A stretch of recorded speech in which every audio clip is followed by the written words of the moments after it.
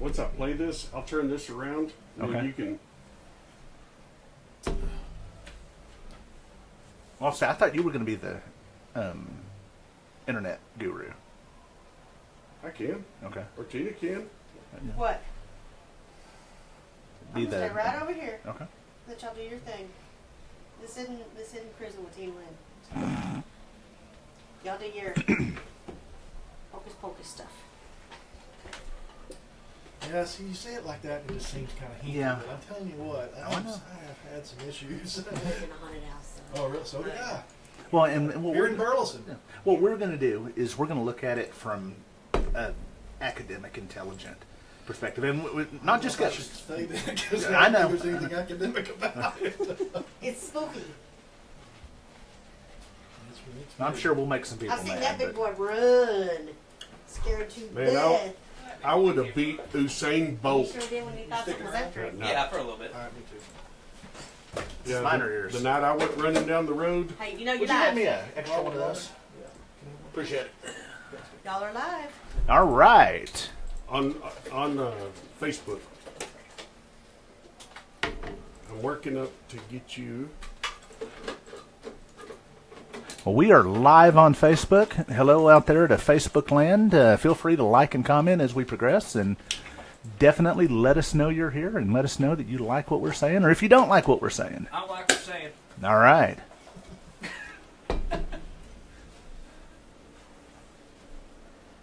Sorry, I gotta make me coffee. I went to the chiropractor, and I guess this week was an off week for me. I need to go see one of those. I need you to bring. I'm ready to see mine. He's really affordable. I mean, even my poor boy can afford him. So. We got one song and one commercial, then we're going to your intro. All right. I've never had a theme song before. I'm kind of excited. Oh, is it on right now? Yeah. Is it No. on? No, it's fixing No. to be. Yeah, Will I be able to hear it? Yeah. Okay. Oh, yeah. Can you still hear? Because I think we're tied together. Yeah, I can hear. Oh no, it's this one. I forgot 2 and 3. I'm on 2. These need to be renumbered Yeah. in order. That drives me bonkers. We just need to unplug them and put them where they belong. Well, and I'm OCD. Like that screen is crooked. That door down there doesn't shut. That right there. Yeah, I know. Yes. All that. Oh boy. Oh, you should have told Does me that I make me was so gonna put everything else crazy? in crooked. I just can't see. I'm so. Oh, sorry, wrong. Okay, hang on. Derek's watching. Hey, Derek. Hello, Hey, Derek. Hey, Derek. Melissa's watching. Hey, SpongeBob. Oh, Wow, sorry. that's loud. Thank you. Golly. That's why I didn't want the Princess Leia earphones. But they look so pretty on me. I make this look good. I hate a Keurig. I can't You're work. going to wear the... Yeah, just make coffee the regular way. No, I don't have the I figure want for to that see anymore. you in the headphones and the gold bikini. I'm to see leaving me in if that. y'all start Yeah. that crap. Okay. I'm out. You never did reply to my Have we- text I sent There you. were reasons for that. Yeah, you never replied back to my text today. No, you don't write, you don't call, you know. So, you think you'll be here for next Friday? Should be. Yeah. Okay. Well, I'm hoping either we land our first contract or I find a sponsor, because I really think a Wednesday show would be. You don't even use the gun sound effects on here. You know, you got a lot of them like. He doesn't want to shoot his mouth off like some people do. Yeah. Oh. See, I'm here See what I to did talk. there? It's topical. I know. No, and a lot of that is. part of why I wanted you to start this. Hi, how are you? I can hear you. I know you Yeah, I can. got a cool ringtone. I'm playing with you. My old ringtone was the X-Files. I kind of figured that would be there. I made him a theme song today that's kind of along the X-Files, Twilight Zone type. No, you just wanted me to stay for my biblical view on this. Don't lie. Definitely, we will definitely approach that. We'll have you come back when it comes to Ghost. Most definitely. The Bible does not explain Bigfoot. Because there is no Bigfoot. There is. Too. There is. Oh, don't. Oh, Easy. wait. Okay, hang on. Here we I go. can settle that. Children, stop. I can settle that. But I'm not going to. We're going to wait till the show starts. Don't mess with my Bigfoot. You know what? I will crush your Bigfoot theory. with one simple sentence. And I'll probably crush that. Cause he's sitting right in front of us.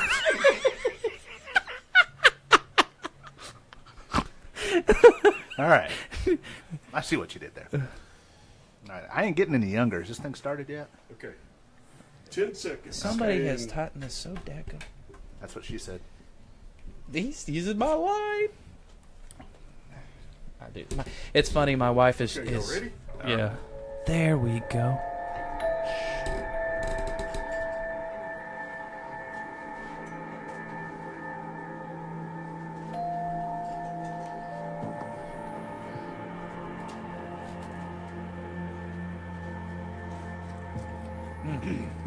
Oh yeah. Are we alone in the universe? Do mythical creatures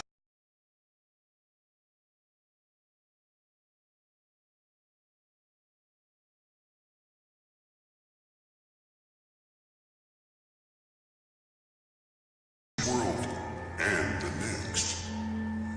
And now, here is your host of The Unexplained, Professor Josh Turner.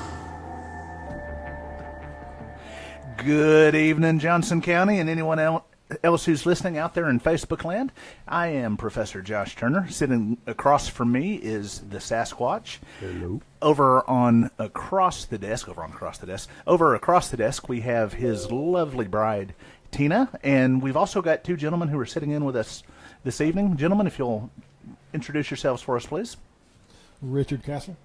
I am Matthew G., host of G7G and owner, or VP, my wife's owner, of G7 Tactical Force, and this would be one of my partners. Awesome. Well, we appreciate you guys sitting in with us. Well, I'd like to thank everyone for tuning in to the very first, hopefully, of many episodes of Johnson County Paranormal. And what we're going to do tonight is we're going to begin a scientific, academically inclined journey into the paranormal. We're going to cover all sorts of things over the course of this series. We're going to look at Facebook page right here. Christy Young, hello from Scotland. I have no idea what I've stumbled across. Epic. We are so happy to have you.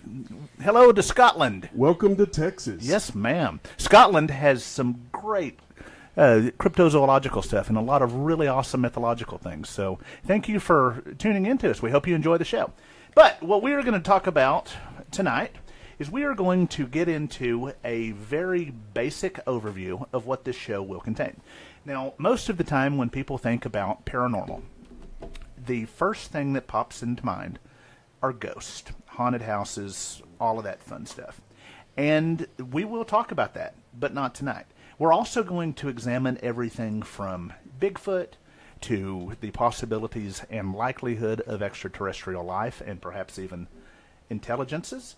And we're going to spend a lot of time on some of the more unknown, some of the more... Chupacabra. Oh, Chupacabra is definitely in there. Chupacabra, we're going to spend a lot of time with what we call cryptids. Now, cryptids are a group of animals which may or may not exist. They include things like the Chupacabra, Sasquatch, Bigfoot, the Loch Ness Monster. Yeti. Yetis. Almost all of those monsters. Isn't the Yeti the same thing as Bigfoot? No. That may be a regional Is that difference. the one that lives in the cold air? What? Oh. It's a similar thing, but it's different. It's a different color and some slight variation, and we will definitely talk about that in weeks to come. Okay. But what's going to separate us from a lot of the shows and the programs that are out there is I'm not a sensationalist. I am a former professor of geology, both historical and physical geology.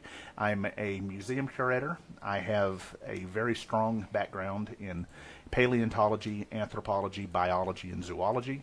And what I'm going to do is I'm going to lead us through an academic yet open-minded discussion of these, unusual events and creatures, things that are not necessarily.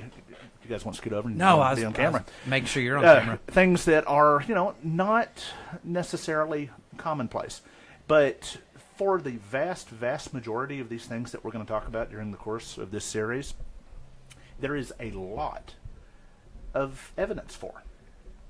And I'm not going to spoil it, but there's only one topic that we're going to get into that doesn't have a whole lot supporting it.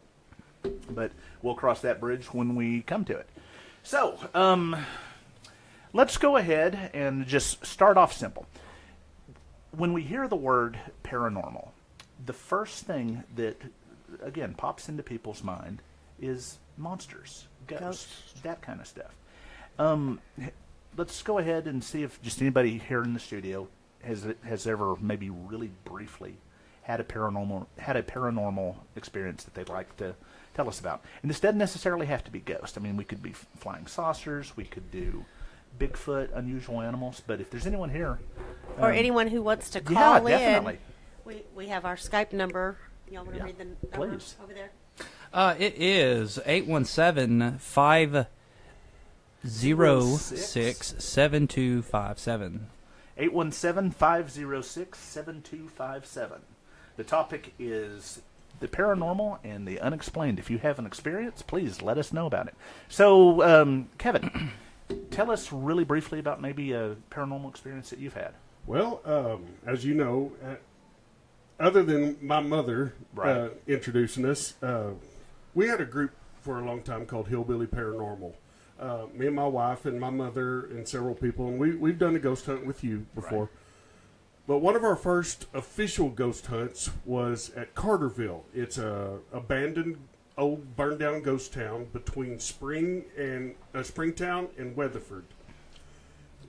All that's left there is a church and a little pavilion beside there, but there's some old foundation markers and stuff down there where what was his name? The Childress King from the King Ranch. Yeah. He had a place right there that he would stop on his way up to Kansas. They had a big cotton mill, cotton gin, and different other areas there that all burned down. A lot of people got killed. Well, we went up there to do a ghost investigation. My wife and my aunt went up the road. This is in early November. It was kind of cool that night. Clear night. No wind or anything. My wife and my aunt walked up this little dirt road to go use the bathroom in the field. And something in the middle of the night run between them, kind of hunched over this black mass. It was not an animal. And so here we go. We all go up there. We're all doing what they call EVPs, electronic voice phenomenon. We got our voice recorders out. We're taking photographs with digital cameras and everything. And my mother's friend, she kept swiping at her hair like a bug was bothering her. Of course, there's no bugs out at that time of the year. But every time we took a picture and looked at it, there's these glowing orbs around her. So I decided I'm going to sit in the grass by myself while everybody went back down. We're sitting in the pavilion. Which is always a good idea to do on a paranormal investigation, is to isolate yourself from the rest of the herd, because that way nothing bad will ever happen to you. Leave the big guy out by himself. Yeah, definitely. So definitely. I'm sitting there. I'm in waist deep grass, sitting down in this field by myself, and I can. The moon's bright. I can see all around me, but I'm asking if there's something there or anything. And Kevin, have you ever been to the zoo and gone by the lion cage and the male lion does that low guttural growl? Well, that happened right beside me. Just this low guttural growl. I'm telling you, every hair stand. That was funny. We're all sitting in the pavilion. We're sitting in the pavilion because we're all just sitting there, just watching and listening and being quiet. Because there's also an old piano still sitting there. It's still there. So we just kind of figured we'd sit. And all of a sudden we're sitting there and you see, and he runs down the road screaming. I am pouring sweat. It's chilly out there. I'm pouring sweat. I'm white as a ghost. I would have beat Usain Bolt in the 100-yard dash. I don't know about that, but it was funny. Dude, I was, what, that old saying, assholes and elbows, that's all you could see of me. Right. I was gone. That scared the living crap out of me. And it was right there. It's almost like I could feel the breath on there, but, I probably imagined that. But you never know. That's just one of the things that scared me to death. There was a lot of little things that happened there that night. Right. I mean, it was nothing that we couldn't excuse away. Yeah, that's one of the few things we couldn't explain away. A lot that was funny. And that's something I want to explain too. A lot of groups go out there and every little sound, ooh, that's a ghost. Ooh, that's a ghost.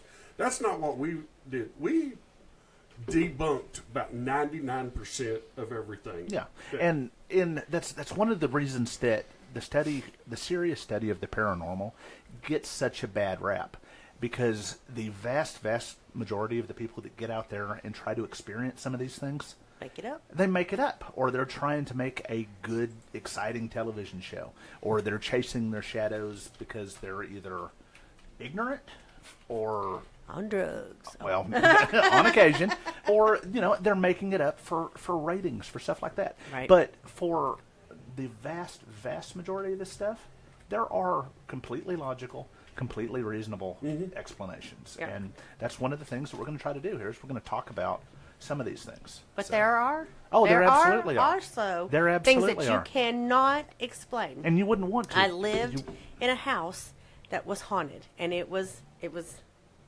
bad. Right. And there's nothing that anyone could ever say or show or do that is going to change my mind about any of that. It was intense. And we got a very good explanation for it because before me and her got together, she was in a very abusive relationship, and it was a lot of negative.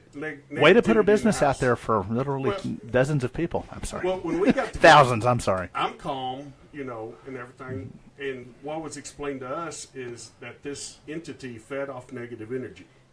And it was like a heroin addict getting deprived of all the negative energy. And it started acting out big time. Big time. And it just kept getting worse and worse and worse till we moved her out. Things were getting broken. Sure. That there's no way Thrown it could have been across the broken. rooms. Now, when this was going on, did you ever did you see what was causing the disturbance, or did you merely see what it was doing? No, that would be. I mean, it sounds ridiculous, but there was times when it was just like what you see and hear in the movies, like Okay. the hair on the back of your neck stand up. You'd hear something slam in the bathroom. That the only way to get in that bathroom was to go through my bedroom. Okay. And something in there slammed, and I'd go in there, and there was nothing there. You'd have the bedroom door closed, and it's a long hallway. My room was at the end, and my door is closed, and you're hearing knocking on my bedroom door. Okay. I open it up, and there's nobody there, and you're just like, my daughter was tormented. Right. She was tormented. It held her down. She was a teenage girl, and There's- they say a lot of things with teenagers Yes. are, There's, and I'll stress to our viewers that take everything that we say with a grain of salt. Absolutely. Because this is not an exact science by any means. Right. But a few things popped up as you were telling me that. The proper classification for what you seem to be experiencing was a poltergeist. absolutely. Now, a poltergeist is a term that we use for, a spirit, a manifestation, whatever you want to call it, when you can't see the troublemaker, but you can see what it does. It's Yes. like, okay, you can't see the thing that's standing over there by the bookshelf, but boy, you can see the books come flying off the shelf Yeah. when the thing acts out. And there are several schools of thought, which we'll get into in later episodes, that do seem to correlate adolescent girls and even women with either attracting paranormal activity or causing it to, be more noticeable. There's another school of thought that says the women may even be themselves producing the paranormal activity with kind of a telekinesis, telekinetic sort of thing. They don't know their own strength. They don't know their own They don't abilities. know they're manifesting Exactly. something. Exactly. Yeah. All right. My mind just went Rick. blank. Rick, how about Castle. you? Yeah, that's right. Yeah, there's a couple of things that I can kind of talk about. Back in the early 90s is when I got out of the Navy. I was dating this young lady. Thank you, sir, for your service, by the way. Oh, it was a pleasure. I was dating this young lady in her house.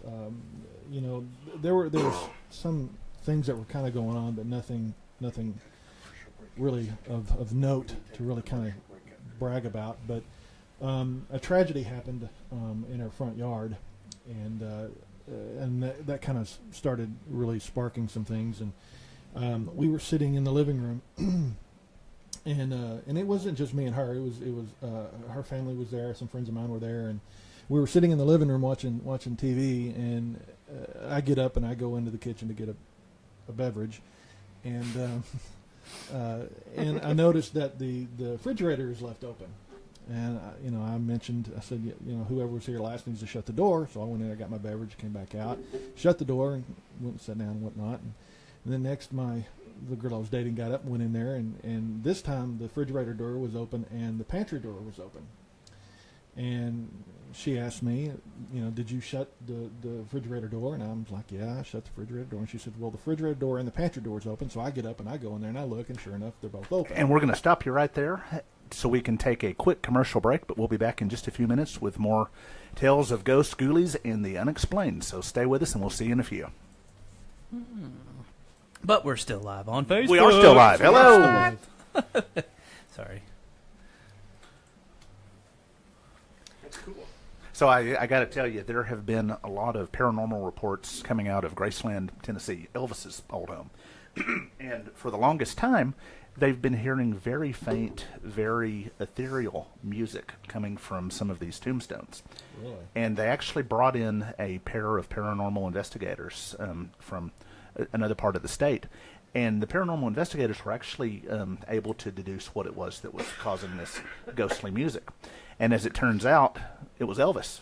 He was decomposing. I had y'all. That was great. Horrible. That's horrible. But you laughed. I'm like, where's he going with this? Well, I'm a huge Elvis fan He's on top full of of that, so those. I'm going, Elvis. Well, there's a whole lot of shaking I like going the on, fat baby. Elvis. The late 70s I'm just gonna fat leave. Elvis word. Well, you ain't going nowhere, Tina. You're going to stay with the king, baby. We're going to be right back. Well, thank you. Thank you very much. I'm going to buy you a peanut butter and apple sandwich. Oh, yeah. Derek says he thinks he's the only one around that has never had any type of supernatural experience. That's because he's blessed. He's seen a Sasquatch. I don't think that's Derek? supernatural. Well, he went to high school with me. That counts for something. There was a comedian. He's passed away now, but he was hilarious. He said he thought that Bigfoot was blurry in real life because there's never saw a clear that. picture of Yeah. him. Look out, there's a big blurry monster. Bigfoot is blurry in real life. So are you going to get into lycanthropy and stuff like Oh, that? absolutely. Absolutely. And we'll kind of go down the syllabus list here in a minute. Yeah. Syllabus. Well, I no, love where it. this came from was Stop actually using big words. we're going to talk about what we're going to visit here on this here. So, I can't do that. I can't do it and keep a straight face. No, where this came from was... Back in we're- 2 seconds. 2, Let 1. him pick up. And we are back on Johnson County Paranormal. I'm your host, Professor Turner. Across from me is the Sasquatch, and we will now restart the story that our guest was telling us. Guest, if you'll pick it up where we left off, please. Thank you very much.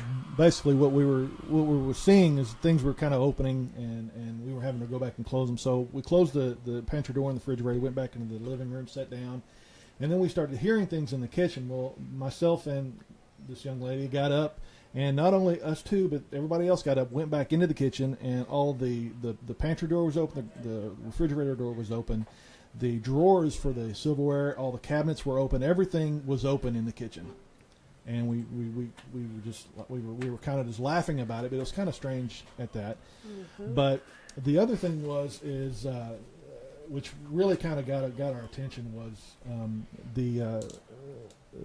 her father was tragically killed at the house, and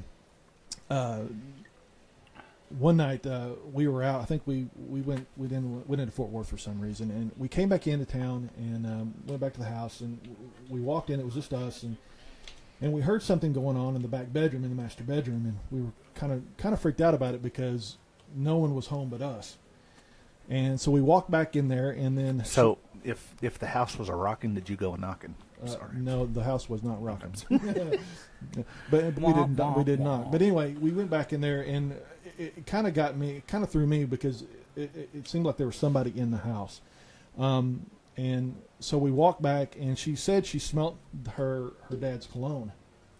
and he had been gone for I don't know, a couple of months now, and we went back and we heard some water running in the bathroom. And we thought, well, maybe there's somebody here, maybe her mom is here or something. So we went back, we knocked on the door, and the water stopped. We walked into the bathroom. No one answered. We walked into the bathroom. The bathroom was all steamy, like the hot shower had been running, and it was like his cologne filled up the bathroom. Wow. And it was, we proceeded to shut the door. We kind of laughed it off because it was a nervous laugh. Sure. We laughed it off, walked out of the master bedroom, back into the living room and out the front door, and we went somewhere else. And that was, we told her mother what we experienced, and she said, yeah, it was probably him. So, Well, Yeah. I don't, some of the stuff that happens, there's no way to explain it, it just is. It just is. yeah, it absolutely is. All right. You're the devil. I have been called so much worse. I wouldn't talk about you. Okay. I like them French fried potatoes. Uh, Well, what about Elvis, baby? We're going to stop right there because I said I wasn't going to have one of these shows. All right, let's go. Too late. No kidding. Well, first I want to iterate that, of course, my view on this whole subject is, I guarantee you, different. I have had an experience. I don't, and I'll explain it. I don't buy into it's not explainable, because I believe you can explain it. When I was in private school, we had a guy commit suicide off campus, and to make it a long story short, I was really close with him.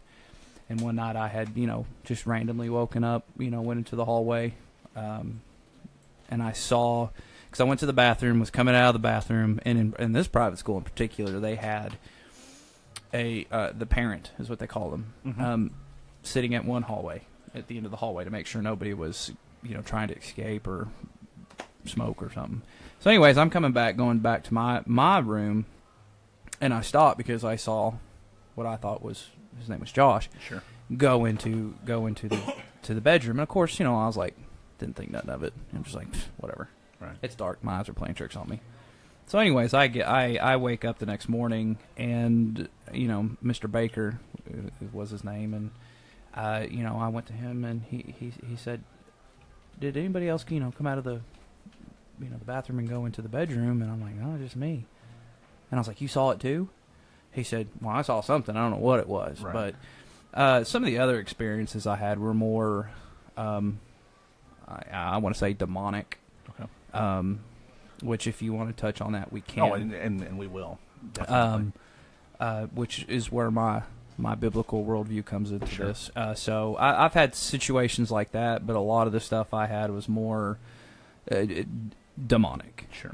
To put it nonetheless. And then the devil is out to get Yeah, us. yes. Yeah, absolutely. Yes. Yeah. One of the things that a lot of people don't realize is that the majority of paranormal investigatory groups tend to classify quote-unquote ghost into three groups. The first, for simplicity's sake, is just what most people think of when they think ghost. It's the spirit, the essence, whatever, of someone who is no longer alive. It's Casper, the friendly ghost. It's that. The second is a little bit more complicated. The second is what's often referred to as a recording. And basically a recording is just a little snippet of time and space that, because the excuse me, because the circumstances were just right, got recorded and is played back on a loop. It's never it never varies from one night to the other. It's always the same thing at the same time, over and over and over. A great example of that might be that, okay, let's say that at 2 o'clock every morning in this studio, the ghost of an old radio DJ comes in, opens the door, takes a step in, looks around, and then vanishes. That happens every single time. There's no intelligence to it. You can't interact with it. It's going to do the same thing in 100 years that it does tonight. It's go ahead. A great example of that is Gettysburg. Yeah. That's true. A lot of military stuff like that. I mean, there are Navy ships that have that kind Yes, of there are. loop. There absolutely are. And one of the theories as to what causes that is, I mean, there's two predominant theories on that. One of the theories is, again, it's human emotion. There's so much sadness, there's so much happiness, there's so much whatever, that emotion causes the instance to be locked in, so it gets played back when the circumstances are right. The other example, and again, this is where we kind of have to take things with a grain of salt, limestone and environmental elements around here seem to either amplify it or maybe project it for whatever reason in areas where there are severe hauntings, in areas where there are buku instances of ghost activity. There is almost always a very heavy deposit of limestone underneath. So there may be some geochemical processes at work there that we don't like quite a understand. conductor. Like a conductor, exactly like a conductor. And if you know anything about the geology of the area, limestone is the chief rock for 400 or 500 miles in every direction right here where we are. Limestone is a big rock. And then there is the third category of ghost. And this is the one where, you kind of have to be careful because we're not entirely sure what we're dealing with. And it's the non-human. Perhaps it's demonic. Perhaps it is something, perhaps it's a form of life that we've not experienced, but it is decidedly not human. And these are the ones that tend to be the most aggressive. These are the ones that will slam doors. These are the ones that will attack people and leave claw marks on the arm or on the back. They're the ones that will shove, that will kick, that will bite. These are the ones that are incredibly unhappy, unpleasant for whatever reason. And in the paranormal investigations that I've done, thankfully I've only dealt with what was more than likely a non-human twice. But I would be really curious as to what your stance on the non-human, perhaps even demonic entities would be like. As in how I view them, or yeah, my okay. Well, I just want to make sure I didn't go off sure. left when you wanted me. Feel free. Well, the whole thing to me is a Pandora's box. Mm-hmm. When Mr. Sasquatch here told me that he was doing a paranormal, I was like, I'd love to have it. I was like, I'm not touching that with a 10-foot pole, just because I've had personal experiences, and for me, it is nothing other than demonic. It's nothing other than the devil trying to pull you further and further away from what's right. Okay. And I had a buddy of mine. I won't say his name. If he wants, if he's listening, he can say it was him. He was into this, to exactly what you guys are doing.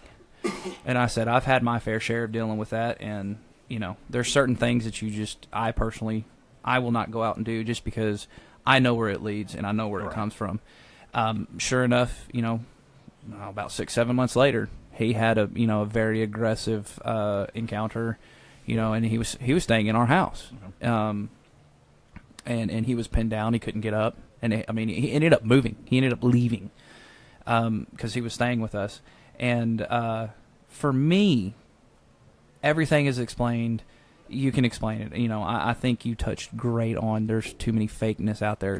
There is. No, absolutely. What we are talking, what we're talking about. There is that out there, and I know where it comes from because I've dealt with it, and I've seen what happens when you handle it the proper way. Yeah. Yes. And one of the, it's always hard when you're dealing with this because you've got the true believers, you've got it happened to me, and then you've got I don't believe in that. There's so many different bases to cover, if you will. One of I know with the group that I was briefly involved with, what really impressed me about them was not only did they take it to this isn't y'all's, this was another one. Not only did they take things from a logical, analytical perspective, but they were very faith-based. They were very, we allied ourselves with the most powerful being in the universe, and, if you're with God, who's going to be against you? When we were doing our investigations, that was one thing that I insisted on, as ridiculous as that may sound to people. Before we started, I made everybody absolutely stand together, hold hands, and we prayed. Absolutely. And before anybody was allowed to leave, we stood together, we held hands, and we prayed. And we, out loud said, we're not here to offend, we're not here to do anything, we're just here out of curiosity. Yeah. And said, if there's anything here, Curiosity killed the cat. Yes. you can't come with goes to us. that, you don't have permission, and we just declared what we, know. But satisfaction brought it back to life. It did. Well, I rebuked that devil. Yes, that's And exactly what we one did. of the things when we dealt with, the more intelligent, the more benign, whatever they were. One of the things that we always told our investigators was, don't come in there like RoboCop, like Billy Badass, like, hey, I'm going to poke and prod this thing until it does something. Come at it respectfully. Don't talk up to it. Don't talk down to it. Talk to it with respect. Talk to it like you would talk to one of your friends.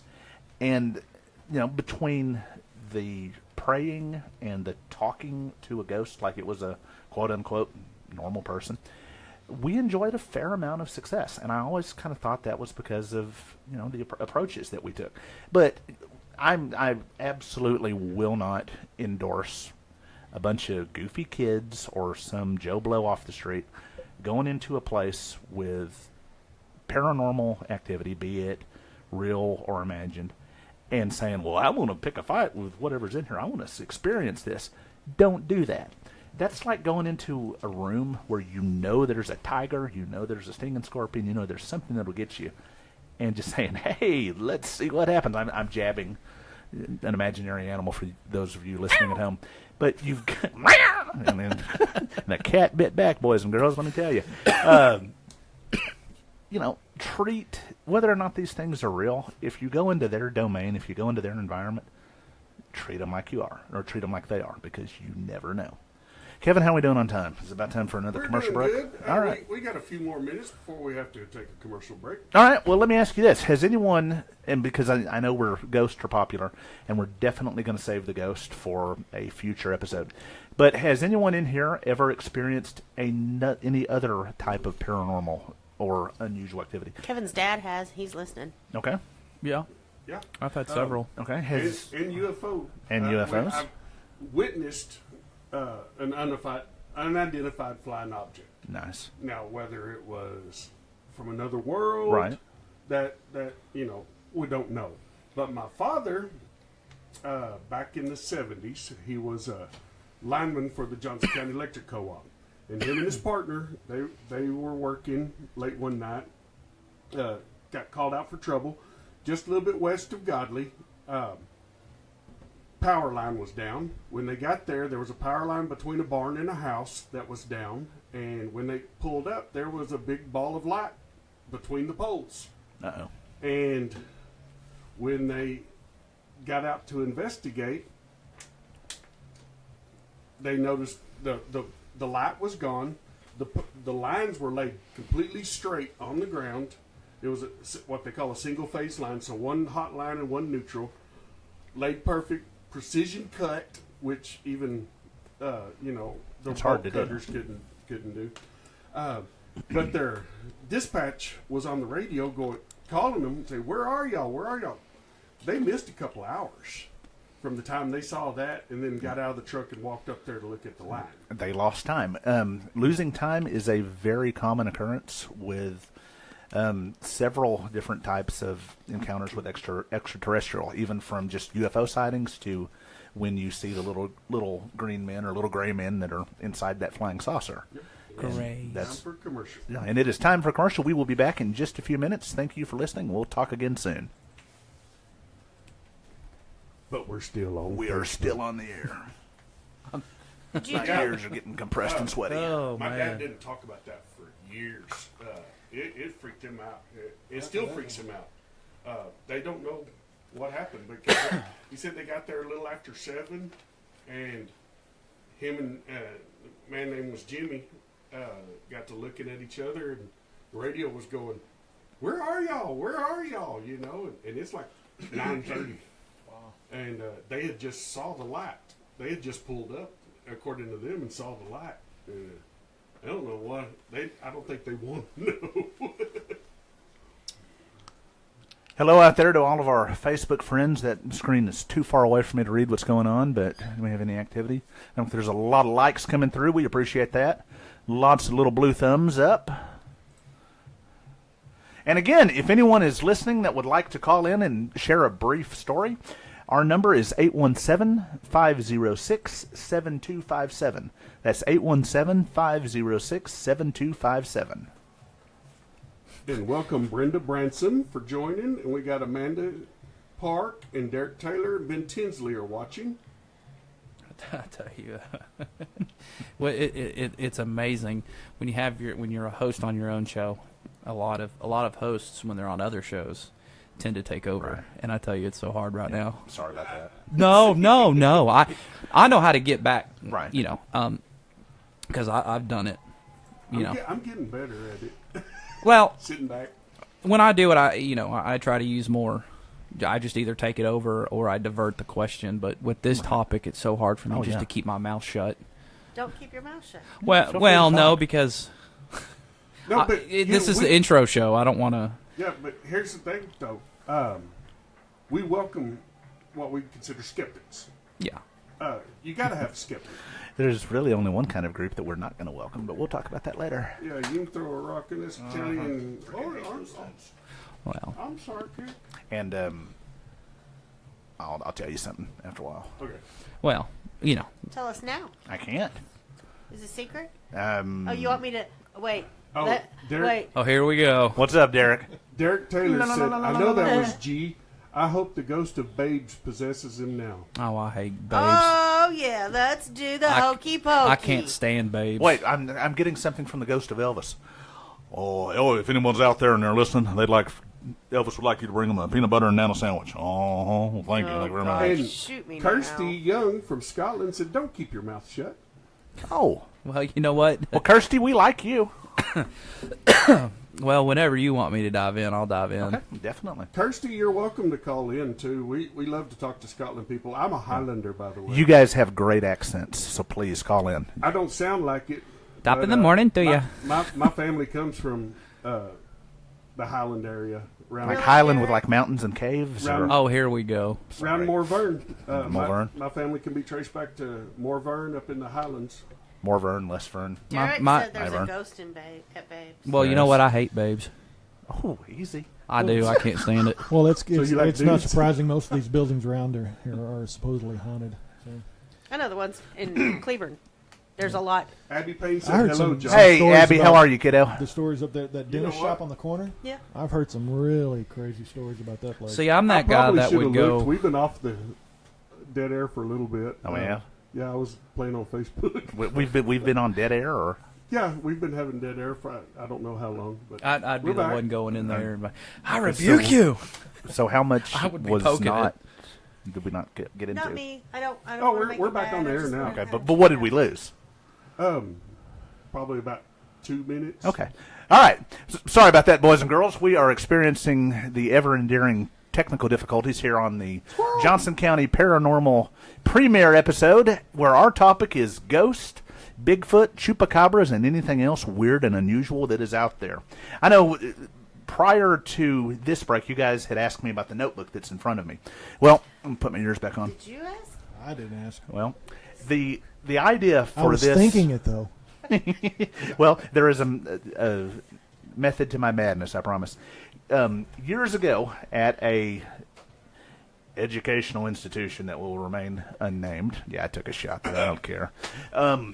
I actually Using taught... air quotes. Yeah, I was using my fingers. All right. I actually wrote and taught a course called Paranormal Studies. And where the basis... Drop the thing on the ground. There we go. That was the ghost? Yes, it was. Shut up. What I have before me is actually my manuscript that I wrote that will deal with anything and everything that we'll be talking about on the show. And I wrote this originally to serve as a textbook for the class that this show is based on. But let me just real quick kind of give you guys an idea about some of the stuff that we're going to talk about. After this week, we'll be delving pretty deep into cryptozoology. Cryptozoology is the study of animals that may or may not exist. And yeah, that's Sasquatch, Loch Ness Monster, Yetis, Chupacabras, all of the big ones. Now, I have, for simplicity's sake, broken cryptozoology into different units. We're going to be talking about mysterious primates, which is Sasquatch, Bigfoot, some lesser-known ones, such as the swamp ape of Florida, the Boggy Creek monster of not too awful far from here. Then Gigantopithecus, and we'll get into that perhaps after a while, too. Don't call me names. Easy killers. Come on. Focus. Now, after mysterious primates, we're going to get into aquatic beasts, which are the Loch Ness Monster, Champ, Ogopogo, all of the weird stuff that has been sighted out at seas.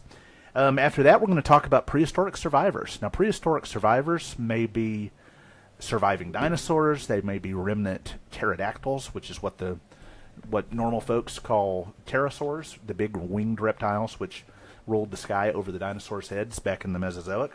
And perhaps even, stuff left over from the Ice Age, like Gigantopithecus or remnant woolly mammoths in some cases. There was a deal back supposedly around between World War I and World War II where some Russian soldiers actually killed a Neanderthal. Yes, and that was referred to as an Alma.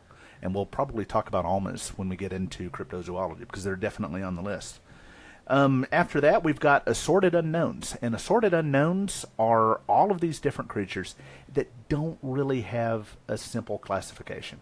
Some of these things are like birds. Some of them are like insects. Some of them are... Cactus bird. Cactus bird may actually be a prehistoric survivor, and we'll address him later on. But these are the oddballs. These are the ones that don't fit in anywhere else. Then we will also talk about animals which at one time were considered legends. They were considered cryptids. You'd be amazed how many prominent animals we know about nowadays that once started off as the unknown. Kevin's pointing to a picture in my notebook. There was a really cool fish that they found off the coast of South Africa called the coelacanth. And we lose track of the coelacanth in the fossil record shortly before the dinosaurs die out. And nobody had ever seen one in real life. They thought they were just another species lost to time. Well, back in the 30s, this fisherman pulled one ashore. And coelacanths are these huge 3 or 4 foot long, just monstrosity-looking fish. And I'll find a way to post a picture of it on the Facebook page when we get there. But it's a really cool, really nasty-looking prehistoric fish. Another example of stuff that, was once considered legendary but is now commonplace, the lowland gorilla. For the longest time, gorillas were considered to be mythical. They were considered to be traveler stories. Now you can go to any decent zoo all over the world and see a gorilla. There's another one, the Komodo dragon. Komodo dragons are another commonplace animal that once started out as a trader's story. There's a lesser-known one called an okapi. Okapi is actually the only surviving member of the giraffe family. It's the only cousin that giraffe has left. It's a really cool animal, and we'll post some pictures of that too. Now, after cryptozoology, they're kind of that's the more. If any of this stuff is commonplace, if any of this stuff is pretty well known, it's going to be cryptozoology. Because when we get done with cryptozoology, we're going to have some fun. We're going to talk about werewolves and lycanthropy. We're going to look at the cultural basis and the references of werewolves. How is a European werewolf different from a Russian werewolf? If you are from a culture where wolves are not prominent, are there other things in your culture, other animals that occupy that mythological niche? And there are. There's were-jaguars. There's were-dolphins. There's insert animal here. There's all kinds of stuff within that werewolf classification. What's funny is growing up, I had my worst nightmares about werewolves. And what would I do? Watch every werewolf movie that come out and be awake for weeks. I couldn't help myself. Right. But that myth, werewolves terrified me more than Oh, yeah. anything. And so I would watch, and I watched the gruesome one. The one that got me for years was The Howling.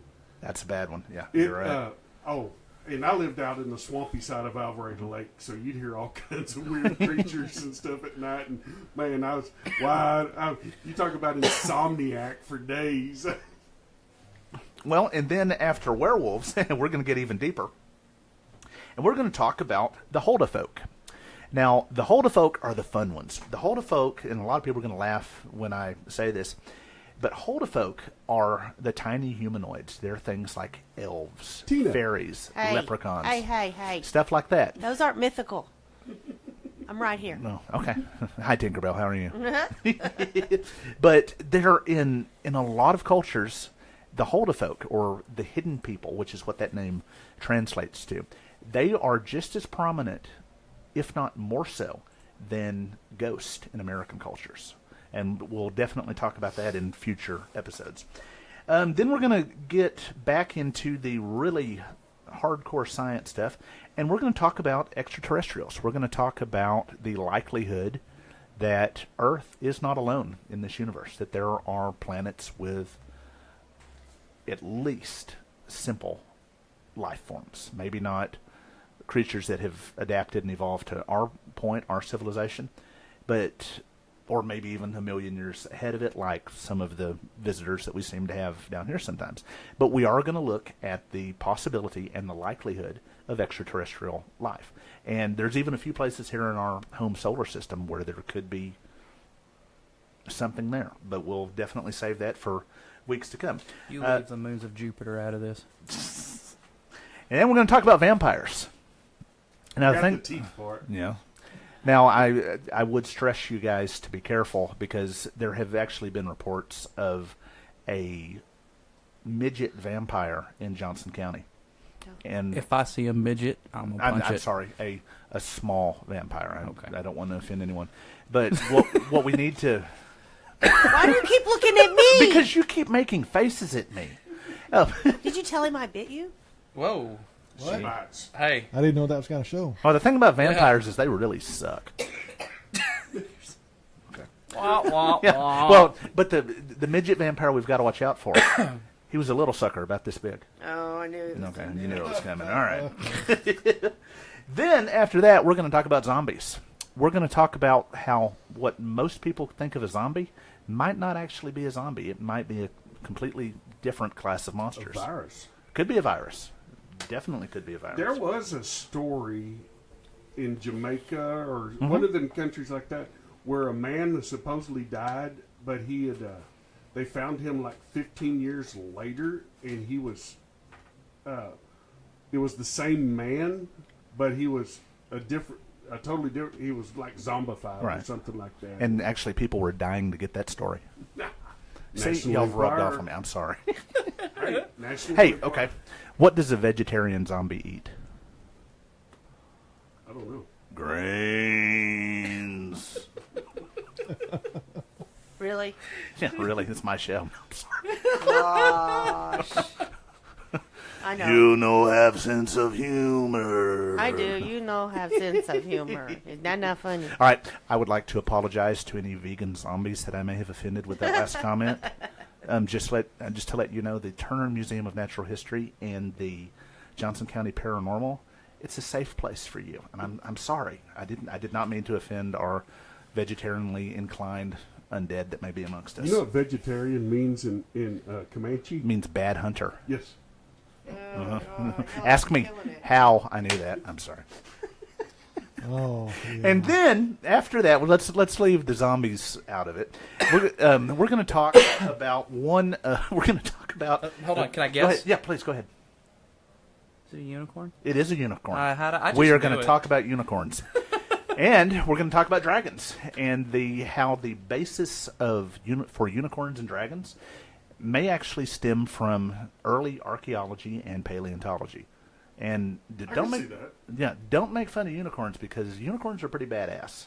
I mean, they had a lot more to them than most people think. They poop rainbows. And they sure could. I've never met one. I don't know. And then I think maybe for kind of a fun episode, we're going to look at the likelihood and the probability that Barney the dinosaur could actually be a Tyrannosaurus Rex, because a lot more things match up to Barney being a T-Rex than you might expect. So, and that's kind of a basic course outline for what we're going to talk about in weeks ahead. Sounds very good. Yeah. So, Okay, are we going to delve into areas of like ESP? we can. Telepathy? Yes, that word. Yeah. The big word. It's a $10 word. I keep tripping over my tongue here lately. I have a feeling you want to add something. No, Please, feel free. no, we're Do good. it. Come on, Matt. Don't hold back. No, it's going to be about you. I don't care. Don't hold back. All right, Have so you met my before wife? Well, I figured you got enough of it. let's revisit a past conversation, if you will. Before we started, and hopefully this wasn't in the dead air section that we lost. We apologize for that. Someone had mentioned an animal called Gigantopithecus. That was one of y'all. That was all right. Kevin, kind of walk us back through where you were going with the Gigantopithecus, and I'll step in and kind of explain to the ships at sea what a Gigantopithecus is. From what I gather, in the China area, the mountains of China Yes. and that part of Asia and everything, they found a lot of the skull, some skulls basically of a Gigantopithecus. Okay. And I think that a lot of a basis might be like what you were talking about with the dragons. Okay. But there's in that area there seems to be a smaller version of ape man. Okay. Going through the area. Let's address a few things first. For those of us listening at home who might not know what a Gigantopithecus is a fossil primate. Paleontology is really bad sometimes in that we don't know what a lot of these animals look like completely. Gigantopithecus is a great example of this because the only remains that we have from what we think is about a 10-foot tall gorilla that walks fairly erect, fairly upright, are the front part of the jaw going back to where the mandible hooks into the cranium, and a few assorted teeth. And that's literally all we have of this I thought animal. they had more of a skull than that. Well, and the most key point is you can't tell that unless you have the spinal. Where it connects in the back of your spine or your brain. What is that part So called? it's supposition. Yeah. Yeah, you've got to have that. But that was one of my first classes I took, was talking about how, and you really just caught me off guard with, you don't hear many paleontologists say that. Well, and I'll say something else that's going to blow a lot of people out of the water. I love the fossil record, but the incompleteness of it sucks. Oh, yeah. Because there is no telling what kinds of cool animals, and plants for that matter, that we're missing out on. Because fossilization is so hit or miss. It's so few things actually preserve, actually last down through the ages. That, I mean, there are entire ecosystems and animals that we have no idea what they are. There are types of dinosaur that we know of only because there are footprints or part of a toe or maybe a tooth that don't match up with recognized, better understood animals. Well, I go to the you taught me something very well through Jurassic Park movies. The Velociraptors Didn't look like in that. the movie No, they didn't. aren't really They're way too big. The Velociraptors, they were Utah Raptors. They were? Yeah. And Josh actually explained to me that the Sorry. guy who wrote Jurassic Park actually called it, and then the movie comes out, they find the Utah Raptor, which is the size of the actual Velociraptors from the movies, which were in real life. Yeah, they're only about 2-3 foot tall. Yeah, a real velociraptor, I mean, it's still a neat animal, but it's not what you see in Jurassic Park and Jurassic World. A real velociraptor is maybe 12 feet long, and it's only about the size of a chimpanzee. If nothing else, it's going to look more like an angry roadrunner than it would some big 6-foot-tall monstrosity that's chasing Chris Pratt and whatever the redheaded lady's name was. But It's Hollywood. It's Hollywood needing something to fit a certain role and crafting a creature to fit their design. But let's get back to Gigantopithecus. I love dinosaurs. I could talk about dinosaurs all day long. But let's get back to Gigantopithecus.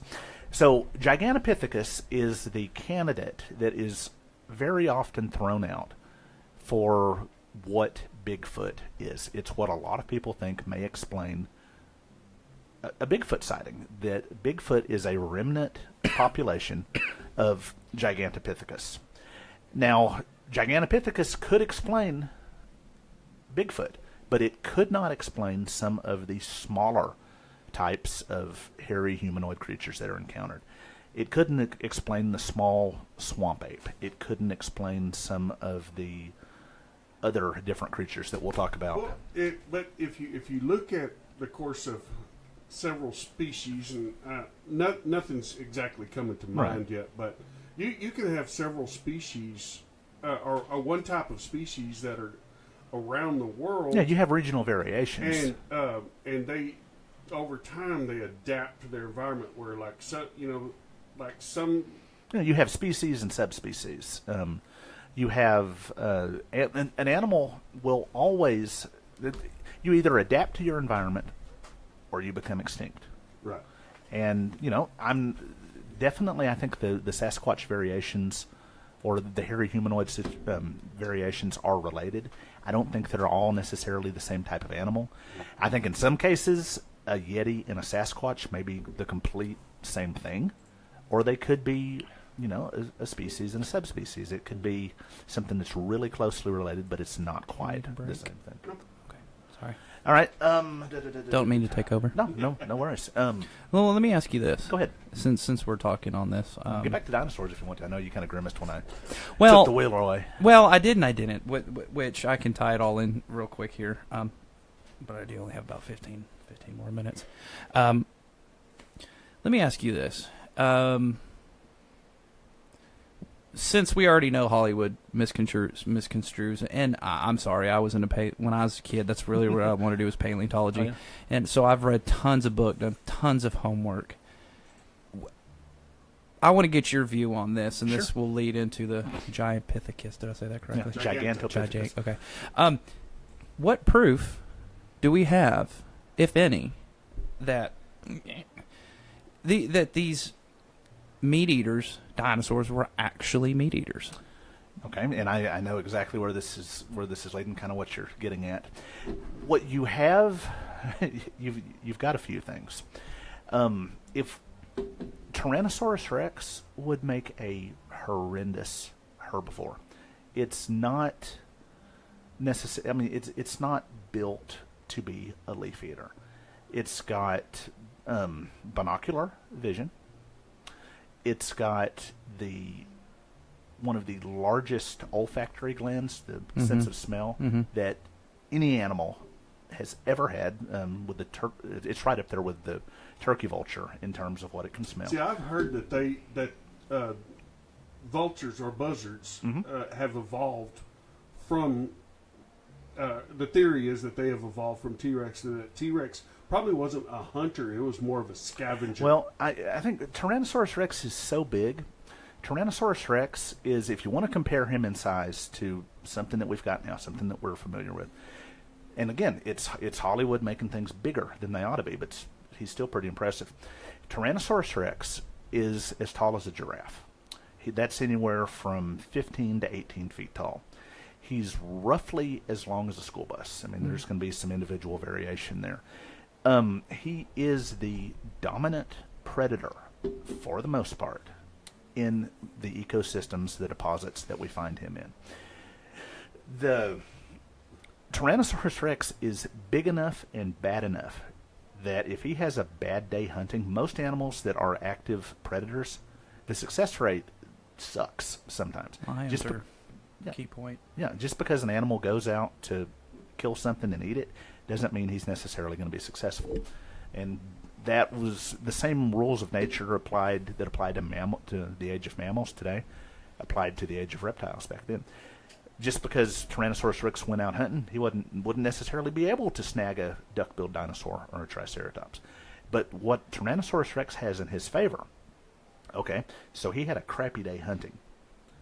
He is still big enough, bad enough, and mean enough to run off a velociraptor, or not a velociraptor, to run off a dromaeosaur, which are the raptor family of dinosaurs. Run off or run down? Run off, run down, whatever. He's going to be able to take the food from another predator. And if he's in a really bad mood, and if that dromaeosaur stumbles, there's nothing saying he wouldn't eat a raptor. Absolutely. And another thing that, if we put the carnivores on hold for a second, and if we sidestep the notion that they do have a variety of traits that we associate with carnivores in modern Cenozoic planet Earth, sharp claws, sharp teeth, yada yada yada. The Mesozoic was a time of giant animals. There are a lot of giant herbivores. If there's giant herbivores, there's got to be a giant carnivore to keep those guys in check, because a herd of sauropods, which is what we call the long-necked dinosaurs, going unchecked would wreak absolute havoc on an environment. There'd be no plants for anybody else. Well, basically like lions today keep in check on a herd of wildebeest. Yeah. Okay. And I'll also say something that a lot of paleontologists won't. I wasn't there. I don't know. I've never. It's not like you can go to the Fort Worth Zoo and say, "Hey, where do you guys keep the T-Rexes?" Or, "Hey, I heard y'all have got a herd of Triceratops over there. Let me visit with them for a little while." And that's it's a double-edged sword. It's the nice thing about paleontology, because there's a lot of wiggle room as long as you don't do something incredibly stupid. It kind of goes hand in hand with something like an Egyptologist. Yeah. But with Egyptology, at least you can look at the records of the Romans, the Greeks, other contemporary cultures, and say, hey, maybe the Egyptians didn't talk about this, but somebody else did. Sort of. You can't really do that with dinosaurs and paleontology. You got to look at it this way. History is written by the winners. Sometimes. And in general, Sometimes. And they're going to skew it to make it themselves look good. Yeah. All right, so, and I didn't mean to kind of veer off. What's no. that? I know a lot of people will compare Tyrannosaurus Rex to like a bear or a panda. Yeah. And a panda is a strict, almost completely strict vegetarian. What do pandas eat? Bamboo. But pandas have claws and sharp teeth. Panda Express. Yeah, Panda Express. Love me some Panda Express. If you're listening, the Johnson County Paranormal would love a sponsorship and perhaps I got some McDonald's orange chicken on my show. Orange chicken. Well, not. Beef. Oh, think of That see, it's funny because that's a whole different. I mean, just this topic alone is just a whole full segment. But it's and we'll come back to it, boys and girls. I promise. It's well, I'll just ask you. Go ahead. Are you more of a evolutionist, or are you more of a creationist? I'm both. You can't be both. Yes, you can. You can be whatever you want to. Yes, you can. Yes, you can. I can stump that quickly. Well, okay. At the end of the day, what you think, what you feel, doesn't matter in the world to me. I'm sure you're nice. No, yeah. But as long as my heart is right, as long as I'm at peace with God, that's on you. That's on me. Yeah. That's on you. Yeah. What I think, and that's a great question, by the way. I love it because I kind of, when people ask me that, they're either militant and hateful, or they just, we like you, but what do you think? Oh, and believe me, I have lost girlfriends, I've lost friends, No, it's about respect. I will say, it's all about friend respect. And knowing him for as long as I have now, it is very, I guess, refreshing in a way. Yeah. To know a science man, a paleontologist. He does things, but there is absolutely no doubt in my mind that God made us, God made the world, God made the universe and everything in it. That being said, I have absolutely no problem with a God that works through scientific principles, with a God who modifies and, dare I say, adapts and evolves things over the course of Maybe some people think it's thousands of years. Maybe some people think it's millions. I don't have a problem with a God that works through any of that. Yeah. What I think a lot of people need to remember is that this stuff's not important in the grand scheme of things. What is important is that God loves us. God takes care of us. God made this spectrum of creation, and he did it for us. Yeah. Excuse my terminology, who the hell cares how long it took him to do it? Or Yeah. did he put the cart before the horse? So on, what's that? Carly Payne said, "What a Methodist answer." I love you, Carly. I love you, Carly. Carly is one of my very favorite cousins, and Carly is in seminary. Carly would actually be a great person to have in this conversation.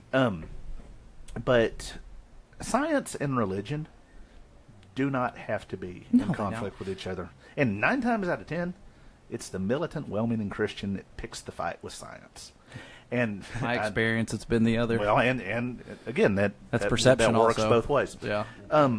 What scares me sometimes is that and I'm not trying to be disrespectful, is that there are a lot of people out there who think it's okay to only read one book as opposed to a lot of different books. Yeah.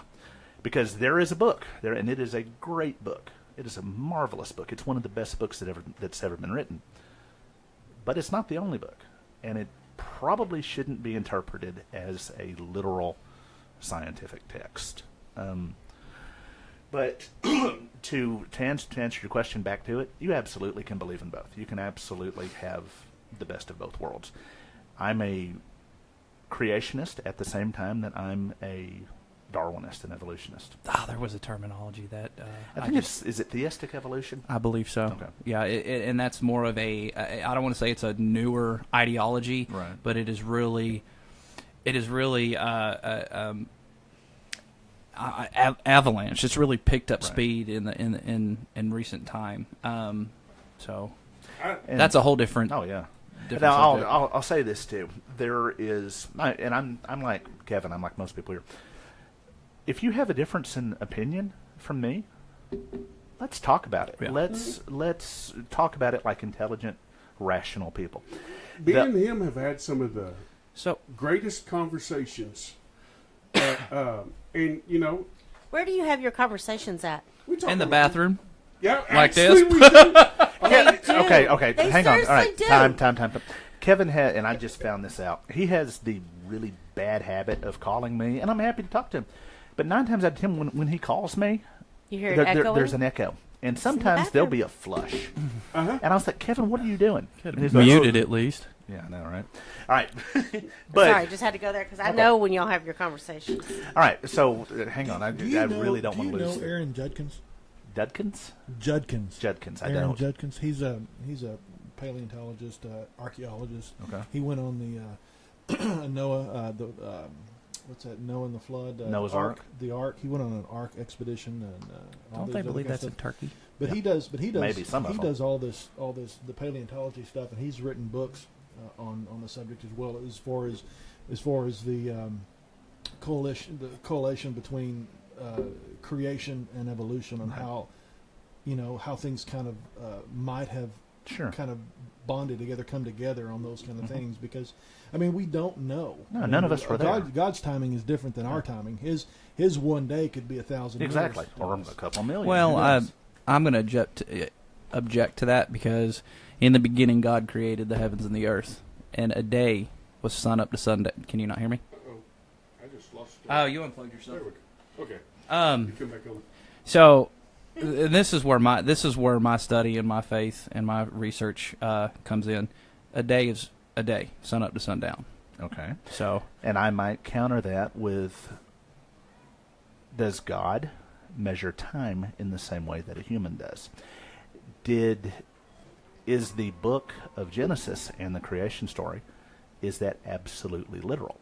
Those stories were old by the time that Moses got a hold of them, or whoever it was got a hold of them. We still don't know who necessarily who wrote I it. something last night that said that Moses probably did not write the book of Moses, because at the end it specifically tells about the death of Moses, the burial of Moses, and everything. And if you're Moses and you're writing that book, you're probably not going to write about your death and your burial and Yeah. and everything. But Well, I don't think. I think when we start talking about time, I think we get into in time and God. I think we start getting off into a subject that is Almost kind like of a paradox. yeah, It's because God isn't limited by time. no, not at all. Yeah, and So he can say, and I agree with Matt. I'm a creationist. I believe in that, but I also believe that God works through time the way He wants to work through Sure. time because He created it. So He created everything under the sun. So I think that there's got to be a give and take to that because we don't know exactly how that's measured. No, we don't. I'm the first to tell anybody I don't know near enough about the Bible to give anybody a valid argument. But talking about time, we don't know how the ancients measured time because there was I lost my feed again. There we go. Quit playing with yourself. If you look in the early part of the Old Testament, there were several This is a people family that show. lived, got men that lived 800 years.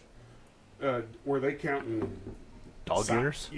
Were they counting moon cycles? I think that was environment, though. But It could be. I think back then. I mean, people lived longer back then because they didn't have their environment was structured differently than ours. I mean, back then the world was still kind of, in my opinion, humans hadn't screwed it up yet. Biologically, the world was still our kind of bodies are adapting. built to live a couple hundred years anyway. But we are getting a lot of emojis flowing. It's the crap we put what in our happens when I'm on. bodies. Well, it's the crap, it's the air. I mean, Yeah. I've never been, but I've heard this the Creation Museum. They've got Break. some things. They've got Break, some hang things on. about that. Yeah, Break. save your money. Not yet. Oh, okay. All right, I got after break. I've got a few more minutes. I'm setting up my son's fish tank for. Cool. So I'll stay for a little bit longer because she doesn't live very too much further away. So All right, so let's I you love outta here? this. Yeah, I know. You out of here? Yeah. Thank you very much for stopping by. for Come by having me. anytime. Enjoyed it, brother. Take care. man, my PPO's leaving me. I'm thinking. Well, Monday's President's Day, is it not? Yeah.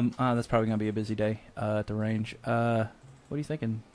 Tuesday or Thursday? I'm thinking Otis. I'll call Otis and ask him. Okay. Yeah. Well, All right. Okay. Okay, No. we will Well, I be. already We're paid going to for take it. another. We will take another commercial break, and we will be back in Just let me just know. a few minutes. We'll talk to you in just a few. Thanks a lot. No, I got to give you credit.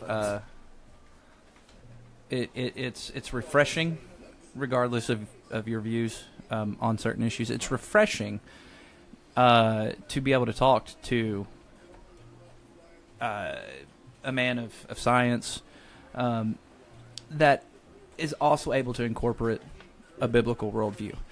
Regardless of how I feel, it's still nice because let me tell you, a lot of the people I've talked to and a lot of people I know, I mean, it's just slander. It's just, And I appreciate that. it's very much. just, it's like, and that's the problem with debating.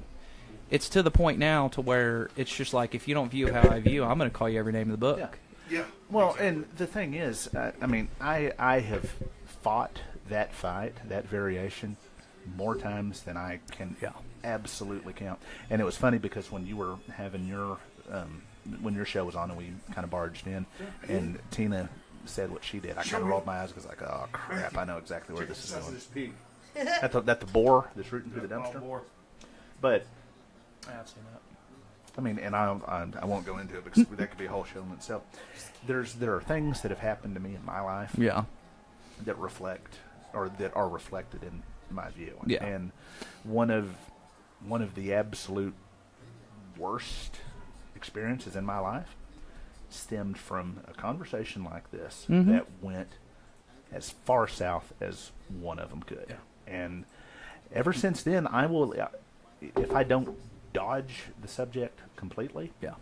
and you talk about it rationally, intelligently, and you move on to something Oh, else. yeah. Because it's like politics at the dinner table. Politics don't belong at my dinner table. No. Well, what I think is real keynote because when I've learned, and my Pastor Troy hit it. I for so many years I looked for the terminology, and he said it for me. Religion. I'm not religious, nor do I have a religion. No. And it's Some usually of the worst things in human history have been done in the name of religion. Yeah, and if you get down and with you, are you ordained Methodist, or are you just a? Were you a pastor? No. Oh, okay, so you're a Methodist. Yeah, I'm just a Methodist. My grandfather was a pastor. So sorry, Daddy Jack. Carly, feel free to correct me here. What it boils down to with Christianity, if you know the Bible and you've read it, you know exactly what it is, and the Bible's very clear on how you need to act towards situations like this, and it's usually those religious devils that do things. And this is funny because when people say, you're not supposed to use the GD, it's using God's name in vain. No, using God's name in vain is when you are doing something in His name that doesn't line up with biblical worldview. So never will I ever get on here and condemn you, and it's nice to be able to have the conversation and know, because I was very hesitant to get into it, but that's what pisses me off is you've got people out there that do it, and they, excuse my terminology, they get off on doing it. It's like, no, just knock it off. You're not impressing anybody. No, you're being an ass. Yeah, pretty much. So, there it is. I'm with you. I'm not religious. Yeah. I'm spiritual. Yeah. I believe what I believe. Yeah. And I like to read, and I've come up with my own deals, but by far, I could not debate you on the Bible. Yeah.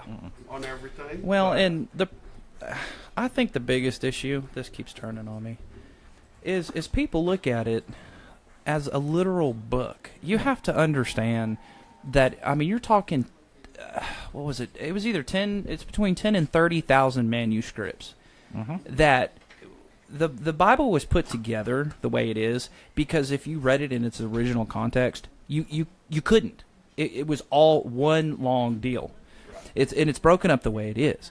So, and I wish my school offered ancient or Hebrew, ancient Hebrew, and so it's all Greek to me.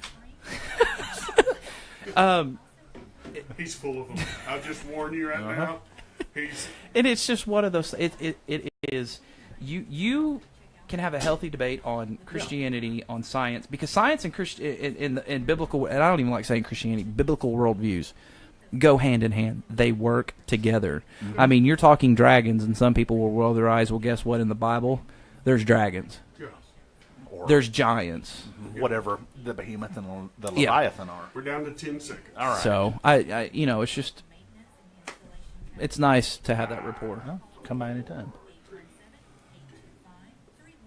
And we are back on Johnson County Paranormal, our premiere episode this evening, and we are discussing all types of things. And I think what I'd like to do now is maybe open up the phone lines. If you're one of our listeners out there in Facebook land and you'd like to call in with a brief statement or a brief paranormal experience that you'd like to share, please give us a call at 817-506-7257. That's 817-506-7257. And Sarah McDonald has said hello. Hi, Sarah. How are you this evening? Sarah is an old friend. Sarah is a sweetheart. While we're waiting on phone lines, may I ask your opinion on something? Absolutely, please. Since we were talking about dinosaurs, you might like, I keep hitting my damn nose on this thing. Imagine if you were a dinosaur. Some of them had massive noses. That's a Wookiee, which is a Gigantopithecus. Oh no. Do you think the problem with let's scientific research, paleontology? There's no problem with paleontology. Well, what I'm getting is no, there's not. What are you talking about? I'm talking about the. Get out. I'm sorry. You can't make me. You're not bad-mouthing my dinosaurs on here, you son of a brachiosaurus.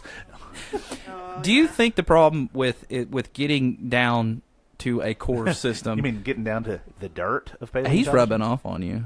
It was like that before he came along. No. Is it the other way? way? Back. Yeah, no. Oh. Reel it in. Do you think the Hollywood agenda on making these things bigger, badder, is dumbifying the? Oh, it dumbifies everything.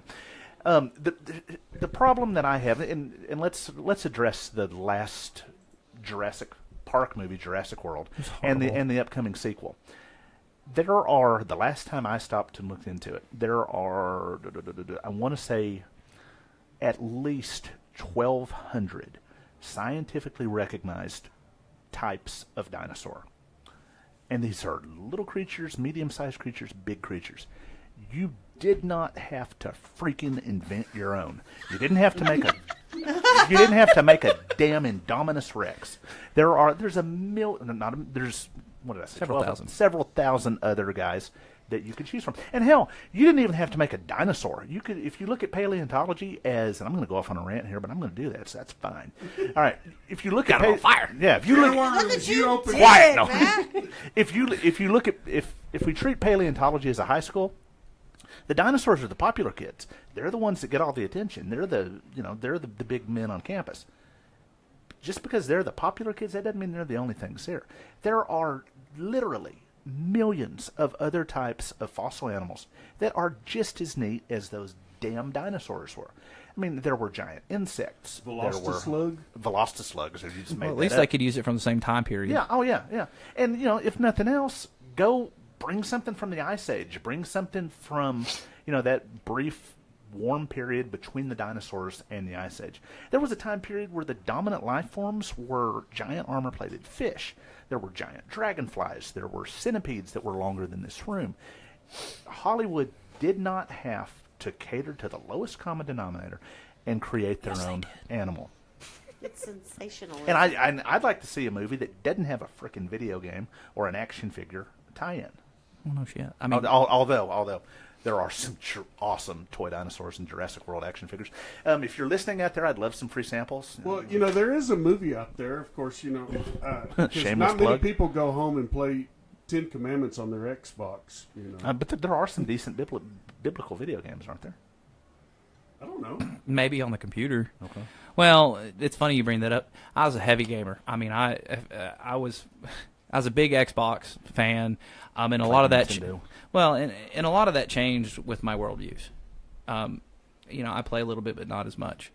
So yeah. All right, so do we have any calls or anybody that wants to come join the circus that is the Johnson County Paranormal Show?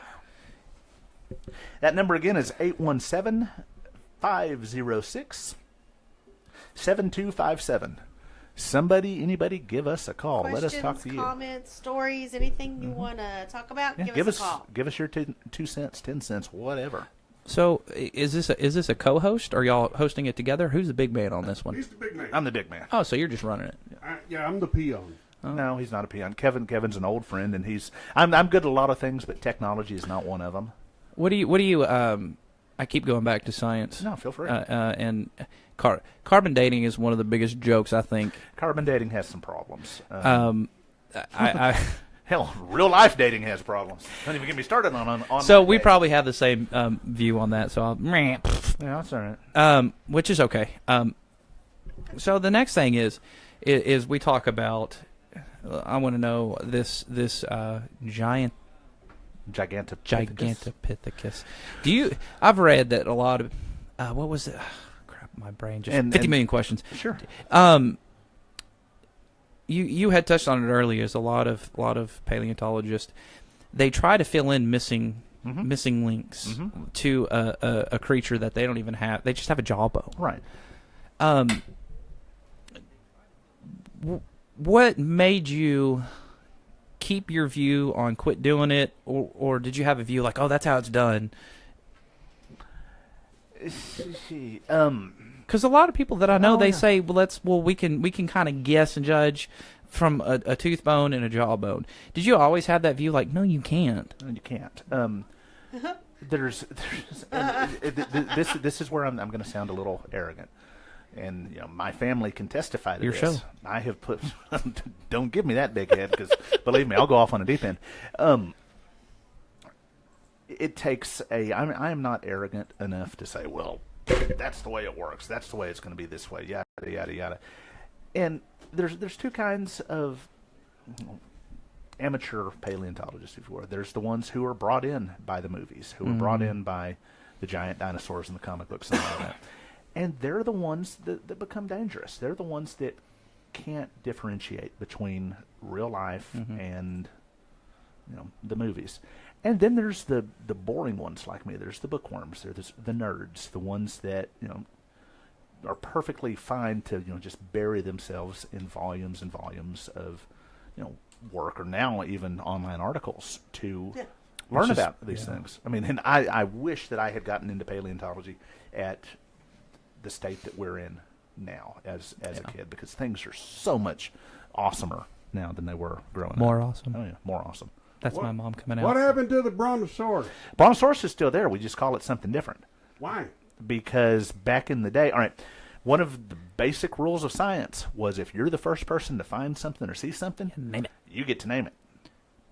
And I'll save this story for later episodes, but the problem with Brontosaurus comes from two paleontologists back in the Old West. The named 1800s? The 1800s. Yes. Called Cope and Marsh. And Cope and Marsh had a period of about 30 years where there was the Bone Wars. Mm-hmm. And Cope and Marsh hated each other with a passion.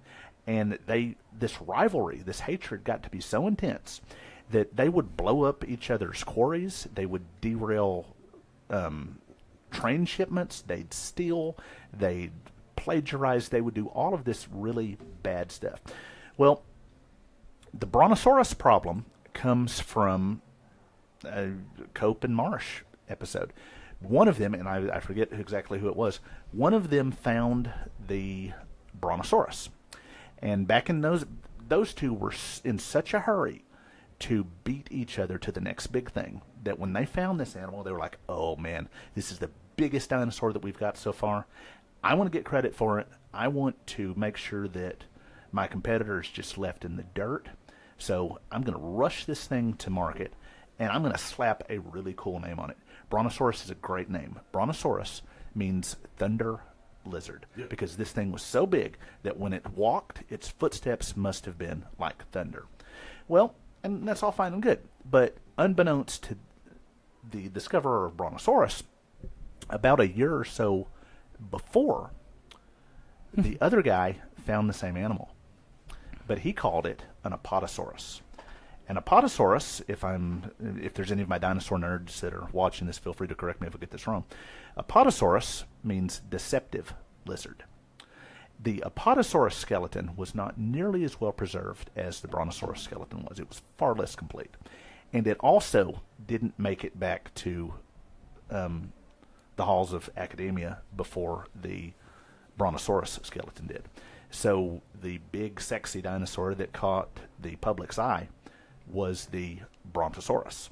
In reality, the same animal which had been discovered and named at least a year prior was the Apatosaurus. So years ago, like in the years in the late 70s, early 80s, when this was figured out, it was too late, because, we all... Well, heaven forbid we actually correct something that's in a text. Oh, I know, but and that's one of those. You don't even have to be into dinosaurs to know what a Brontosaurus is. Yeah, you don't have to be into dinosaurs to know what a T-Rex is. Yeah, Fred Flintstone. That was his quarry animal. But now, after a lot more study has been done, people, the powers that be, were like, yeah, we've been calling that thing by the wrong name, and that's really a Apatosaurus. But it's like the problem with the raptors. The image has stuck, and most people would rather call it a Brontosaurus than they would an Apatosaurus. And I'll be perfectly honest, I call it a Brontosaurus because I grew up with that name. Yeah, it's the better name. Now, I'll need to look into this for future episodes, but there's actually been, I think it's a really, really similar animal that was found in the last few years that they've gone and given the now available name of Brontosaurus to. So there are both Apatosaurus and Brontosaurus now. But it used to be just one animal with two names. I don't mean to cut you off, but what was the question? Did she ever finish it? Sarah? He said, sorry guys, posted on accident before ready. Oh, okay.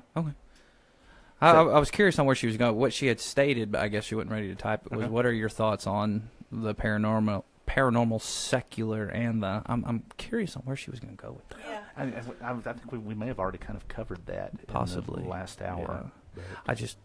Fly. Squirrel. Yoink. What do you think about them being warm-blooded? Why not?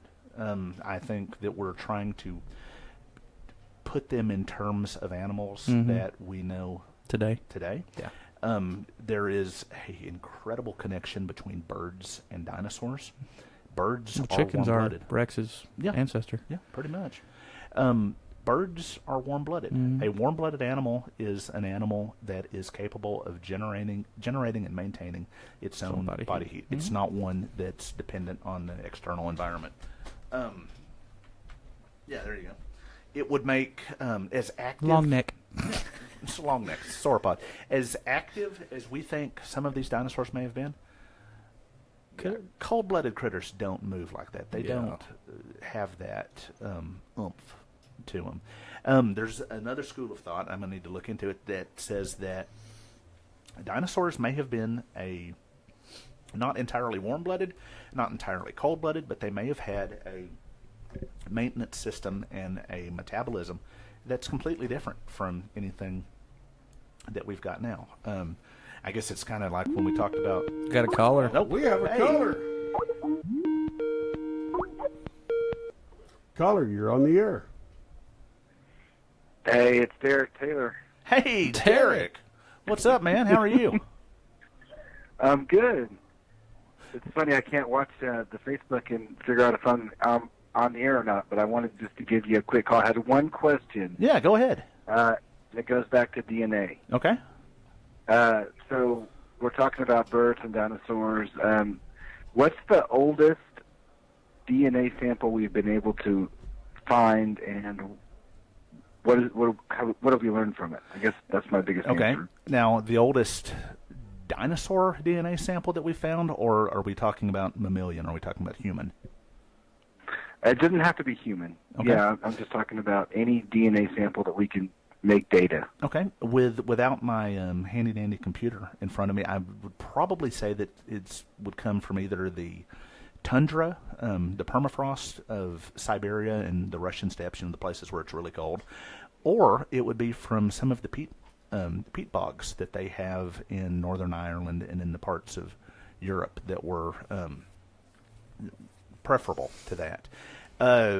As for something pre-Mesozoic, pre-age of dinosaurs, it's really hard to tell. There's been some pretty sensational claims of like DNA that was recovered from a fossil of a T-Rex femur or something like that. And another common misconception that a lot of people have is that that it's possible to sort of go the Jurassic Park route and get the DNA or the blood from a mosquito.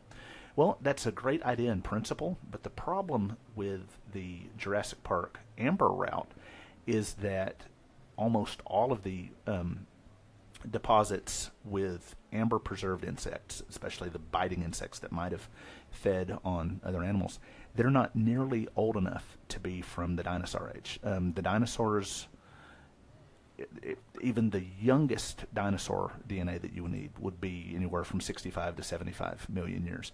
The best preserved DNA that we could possibly extract from amber would not go back nearly that far. Now, there have been instances here within the last 4 or 5 years where feathers and claws and tips of a tail from a dinosaur age bird have been found.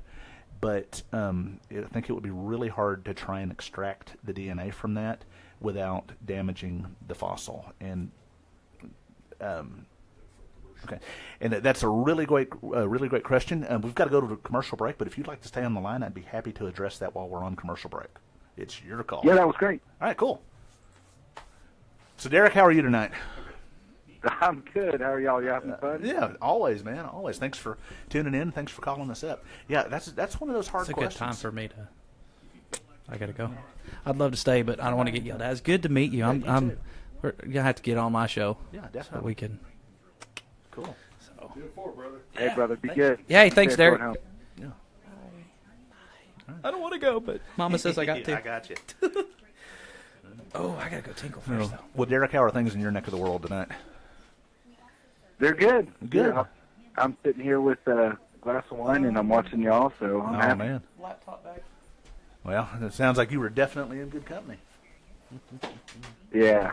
Well, cool, man. This is kind of fun. It's weird watching, like Matthew's just now leaving. Right.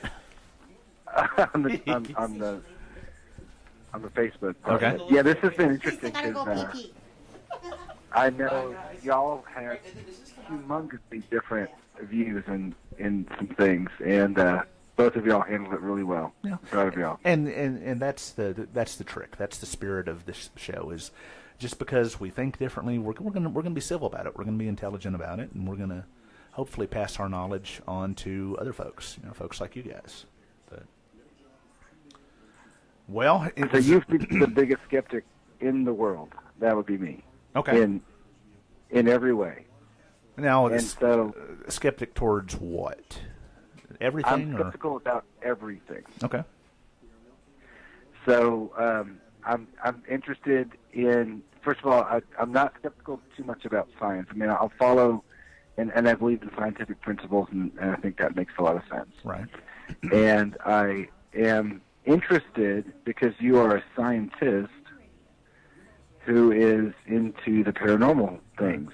And believe that me, fascinates me. Is that because you are trying to relax your mind from scientific principles, or are you looking for other ways to apply them? Yeah. I mean, you learn. I'm always reminded of a quote from Shakespeare. There are more things in heaven and earth, Horatio, than are dreamt of in your philosophy. And you have to have an open mind. You can't be set in your ways because humans are not nearly as smart as we would like to think that we are. And I think it's the rare bird amongst us who will admit that and is, able to open up their mind and get past those common predispositions, if you will. I agree with you. And I guess it takes a person who wants to go down those roads and search. Right. That will find the answers that people who haven't looked there want to find. And I know we talked about ghosts in the first part of the show. I don't know if you were there for that, but I think I would have a problem more with them and whatever they are if I had not had the experiences that I had at my old museum when it was located where it was. But I mean, there is. I don't know exactly what it is, but there's definitely something to ghost, and I hope there's something to the rest of it. When we get back on the air, you should share your ghost, unless you did already. I missed it. We've kind of talked about that in the first hour, but we're going to be wrapping up after. Yeah, we've got to wrap up. But we'll definitely save that for a future episode because we will always come back to it. And we're coming. Yeah, we need to get together and talk. Yeah, definitely. All right. Well, Derek, thanks for calling in, and we'll talk to you later.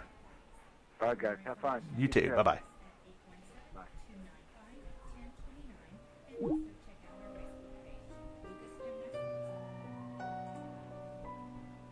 And we are back and about to wrap up the premiere episode of Johnson County Paranormal.